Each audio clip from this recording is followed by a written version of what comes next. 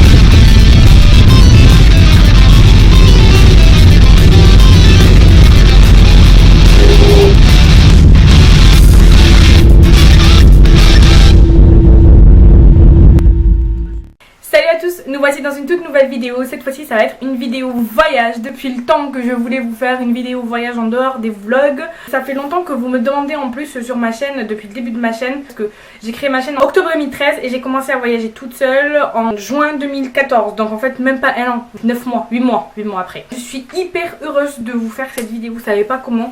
Le voyage c'est une passion depuis que je suis petite. Et oui, voici la photo de moi où je prends pour la première fois de ma vie l'avion. C'est trop drôle, enfin ça me met beaucoup d'émotion parce que je me dis heureusement que ma mère en fait a pensé à prendre cette photo, parce que du coup ça me permet de me souvenir et de me dire que ah ouais, je ressemblais à ça et j'avais ma petite tenue d'aventurière. Je me rappelle, c'était en Tunisie, enfin je me rappelle, c'est les photos qui m'aident à me souvenir. Je crois que j'avais 4 ans et demi ou 5 ans, quelque chose comme ça. J'ai reçu pas mal de questions tout au long des années concernant le fait de voyager toute seule. Donc vous aurez des vidéos dans ce genre là. Et j'ai aussi des questions concernant le fait de voyager pour la première fois. Sans plus tarder, on va poursuivre. Mais avant, n'hésite pas à me suivre sur mes réseaux sociaux, donc ce qui sont tout en bas. Et surtout à t'abonner de ce côté. N'hésite pas à t'abonner ainsi à activer la cloche. N'hésite pas non plus à aller voir mes dernières vidéos que j'ai faites la semaine dernière.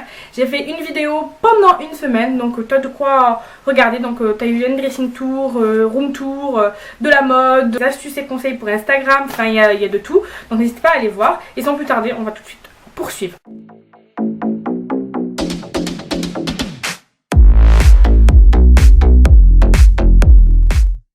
Donc là je vais te donner 8 grands conseils. Donc je me munis de ma petite liste des conseils que j'ai constitués au fur et à mesure de mes expériences voyage. Parce que comme vous le savez, j'adore voyager. Rien que l'année dernière, j'ai voyagé dans 7 pays différents, 11 villes différentes. Et c'est plutôt une fierté. Donc là il y a le voisin qui vient de passer et qui vient de voir que je suis en train de filmer. On adore. Donc premier conseil sans plus tarder. Donc si tu prends l'avion pour la première fois, il faut absolument prendre l'avion avec quelqu'un que tu connais. Parce que c'est quelque chose qui te rassure. C'est un poids que tu as en moins. Tu es là à discuter avec quelqu'un. La personne, ça peut être ton ami, ta mère, ton père. Ça peut être n'importe qui va te rassurer. Ça va te faire changer les idées. En fait tu vas pas trop te concentrer sur le fait de prendre l'avion. Même si avec l'excitation aussi un petit peu, mais au moins en fait ça te permettra de t'évader un petit peu et de pas te sentir seule dans cette aventure. Donc voilà. Ensuite deuxième conseil, celui-ci en fait je te conseille de choisir une destination qui soit proche, une destination pas du tout lointaine, qui te permet de faire entre 45 minutes et 1 heure de vol. Comme ça au moins tu te testes, tu vois comment c'est, tu t'habitues, tu commences à savoir comment ça fonctionne, le processus d'aller à l'aéroport, comment faire le check-in, comment aller à la douane, etc. D'ailleurs je vous ferai une vidéo où je vous montre de A à Z de la préparation de la valise jusqu'à l'arrivée. Vous allez me dire oui non mais je vais pas acheter un billet. Non mais les gars, on est en 2020. Certes on est en plein confinement, mais nous avons des compagnies low cost, donc vous pouvez avoir un billet entre 5 et 20 euros. Donc s'il vous plaît, aller-retour donc entre 10 et 40 euros. Vous pouvez ne pas vous ruiner, vous pouvez partir la matinée et revenir le soir. Donc comme ça vous fait l'expérience intense. En fait il y a des destinations, par exemple j'avais une copine qui faisait en fait Toulouse-Madrid une fois par mois pour aller faire son shopping en fait. Donc elle partait, elle prenait le vol de 6 h du matin et elle revenait en fait à 22 h. Ça lui permettait en fait de passer la journée dans la ville et faire son shopping parce que c'est moins cher l'Espagne et revenir. Vous pouvez essayer de faire ça. Donc que ce soit au niveau de la France ou que ce soit à l'étranger. Troisième conseil, donc c'est le conseil en fait un peu basique, un peu banal, mais en fait hydrate-toi hyper bien. Alors bien sûr tu n'as pas le droit de emporter avec toi l'eau, mais avant de partir tu t'hydrates. Quand tu passes la douane, tu t'achètes de l'eau, ou sinon tu prends une bouteille vide que tu rempliras. Mais il faut absolument que tu t'hydrates parce qu'avec le stress, il y en a qui transpirent, ça dépend comment les gens stressent. Je sais pas comment est ta façon de stresser, mais il y a des gens qui transpirent de ouf. Donc il faut absolument s'hydrater. Même si tu transpires pas de ouf, il faut absolument s'hydrater.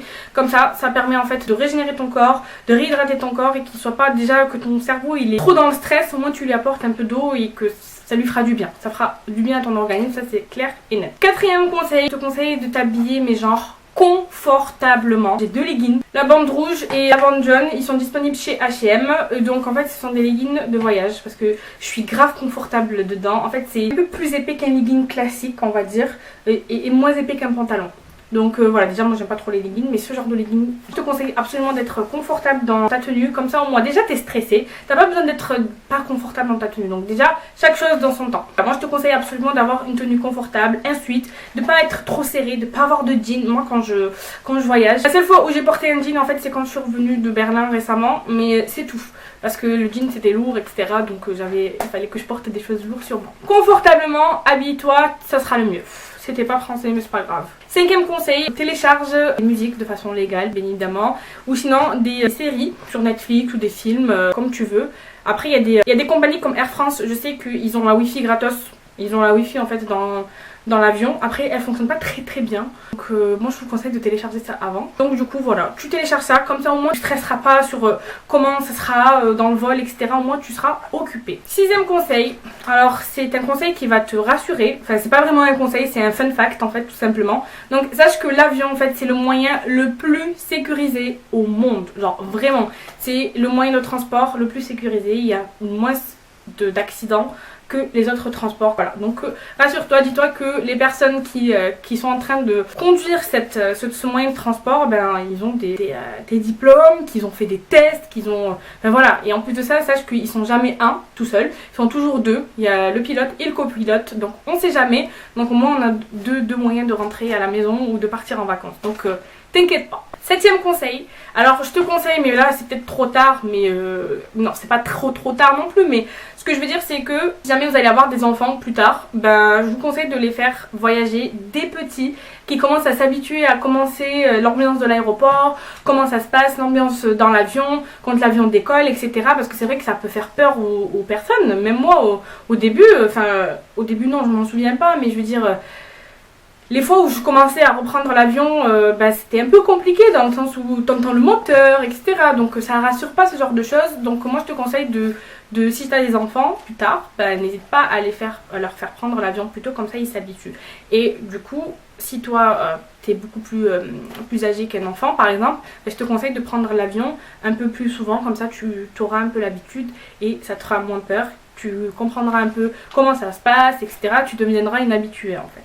Voilà. Huitième conseil, c'est un conseil qui te servirait surtout à l'international. Par exemple, si tu voyages en France, tu n'en auras pas besoin, mais si tu voyages à l'international, sache que l'anglais, en fait, c'est la langue officielle mondiale. Donc, en fait, tout est écrit dans la langue du pays, plus l'anglais. Donc, si tu voyages dans un pays qui n'est pas français, tu n'auras pas de français. Et du coup, si tu ne parles pas l'anglais, tu n'as nothing, well ou nada, rien d'anglais, il faut absolument que tu notes tout ce qui est mots importants, tout ce qui est... embarquement, donc je sais pas comment on dit embarquement même moi, embarkment, non je sais pas. Départ, departure, les portes donc ce sont les gates, il y a sortie c'est exit, enter c'est entrée, bagage, luggage et voilà, il me semble que ce sont les mots les plus importants, mais n'hésite pas à aller chercher la liste sur internet, tu trouveras ton bonheur, comme ça au moins tu sais, tu sauras te repérer en fait tout simplement. Après n'hésite pas non plus à demander aux gens qui ont pris l'avion avec toi, tu te demandes s'ils parlent français, etc. Mais en général, vous arriverez à vous comprendre même si vous ne parlez pas la même langue. La langue des signes, les signes que nous on ne connaît pas forcément, la langue officielle des signes, on se comprend. Donc voilà, de toute façon si vous êtes débrouillard, vous arriverez toujours à vous faire comprendre, quelle que soit la langue que votre interlocuteur parle, que vous ne parlez pas.